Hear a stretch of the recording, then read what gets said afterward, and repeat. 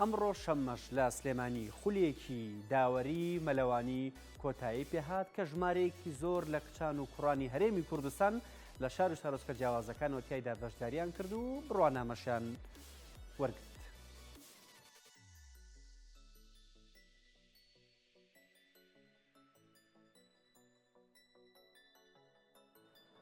بە هاوبەشی یەکێتی یاری ئاویەکانی عێراق و یەکێتی ناوەندی مەلەوانی کوردستان خولی داوەری مەلەوانی کرایەوە. بە هاوکاری لیژنەی ئۆڵمپی لە قیسلێمانی و یەکێتی یاری ئاویەکان لە قیسلێمانی خولی داوەری بۆ ئارەزوومەندانی داوەری مەلەوانی بۆ یەکەم جار لە شاری سلێمانی ئەم خولا بەڕێوە دەچووکە وانەبێژان یوسف سەریح و دکتۆر عەلی هاشم وانەبێژانی عێراقی خولەکەیان وتەوە و 100 کەس تایە بەشدار بوون و وانەی داوەری مەلەوانیان وەرگرت.